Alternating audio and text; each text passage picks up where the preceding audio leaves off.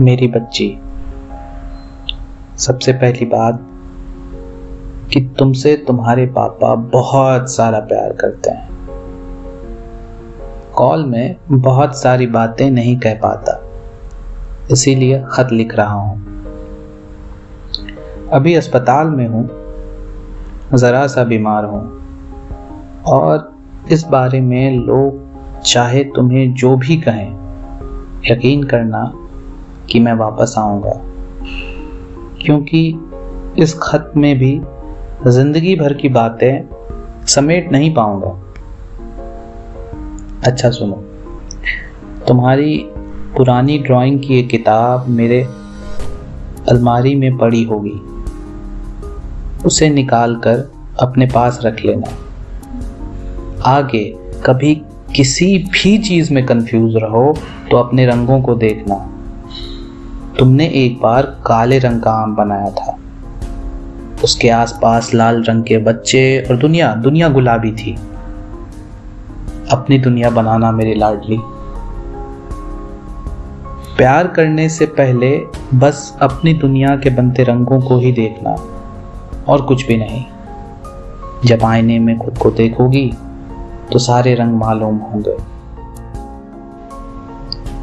पिछले साल अस्पताल में हिंसा हुई थी, थोड़ी चोट मुझे भी आई थी। तुम्हें जब मालूम हुआ तो तुम इस मुल्क को कोसने लग गई। मुल्क से नाखुश होना गलत नहीं है, लेकिन नफरत नहीं कर सकते।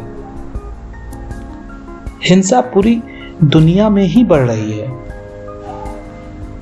जिस पेशे के लोग या कामगार सत्ता को सीधा मुनाफा नहीं पहुंचा सकते, वो खतरे में रहेंगे। तुमने जब कहा कि तुम्हें भी डॉक्टर बनना है, तो मैं एक पिता के तौर पे बहुत खुश नहीं था। मैं नहीं चाहता कि तुम्हारे पास भी अपने लोगों के लिए कम वक्त हो,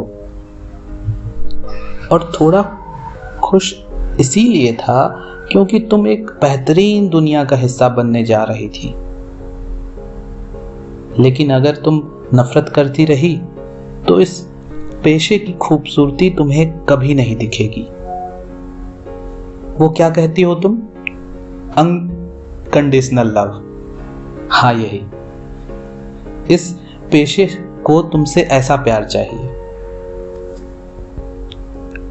जब तक वापस नहीं आऊं तब तक मां को बहुत परेशान मत करना, लेकिन हर बात माननी भी जरूरी नहीं। बाद में सारी बातें मुझे सुनाना। मैं जहां रहूंगा मुझे भी फोमो होता रहेगा। देखा, मैं तुम्हारी भाषा जल्दी सीख रहा हूं, है ना?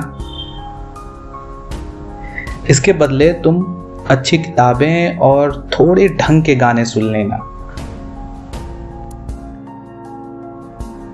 इस देश के बच्चों को मार्क्स से पहले अंबेडकर को पढ़ना चाहिए और उससे पहले गांधी को। अच्छा सुनो, तुम्हारी माँ के पास अमृता प्रीतम की कुछ किताबें होंगी। माँ से उनके बारे में सुनना। आखिरी बात ये कि मुझे खत लिखते रहना, जब तक मैं वापस ना आऊं तब तक। और उन खतों को अपनी ड्राइंग की किताब में डालकर रख देना। यकीन मानो, वो मेरे पते पर पहुंच जाएंगे।